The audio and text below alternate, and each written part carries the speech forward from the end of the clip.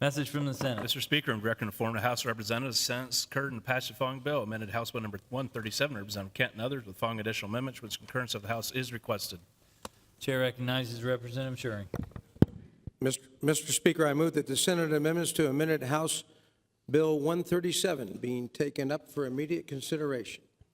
Without objection, the motion will be agreed to. Hearing no objection, the motion is agreed to. Amended House Bill number 137, Representative Kent and others, amend Section Revised Code to make peace officers mandatory reporters of child abuse or neglect, to expand the types of peace officers authorized to receive reports of child abuse and neglect. Question is, shall the Senate amendments be agreed to?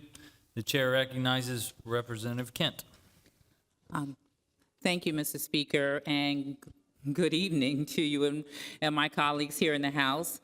I am both excited and grateful to stand in front of all of you regarding amended House Bill 137, mandating county and municipal peace officers to report child abuse and neglect.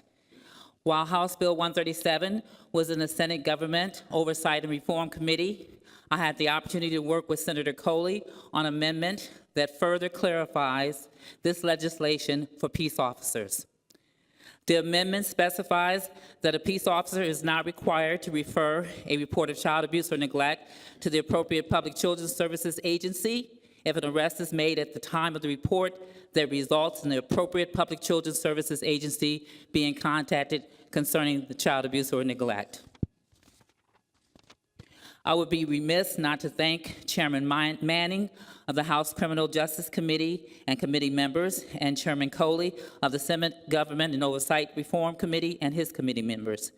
I also want to thank those that gave testimony and those organizations such as the Association of Police Chiefs and the Public Defender's Office.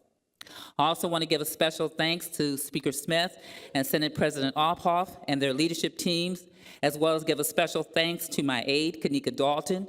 She was essential in getting the testimonies of the proponents together in both the House and the Senate committees. Last but not least, I want to thank every one of you for your support of House Bill 137 when it came to the House floor last year. I ask that you continue to support Ohio's most vulnerable with another favorable vote on amended House Bill 137 and bring Ohio up to date with the rest of the nation in laws regarding the reporting of child abuse and neglect. Thank you. Question is, shall the Senate amendments be agreed to? The House will prepare and proceed to vote.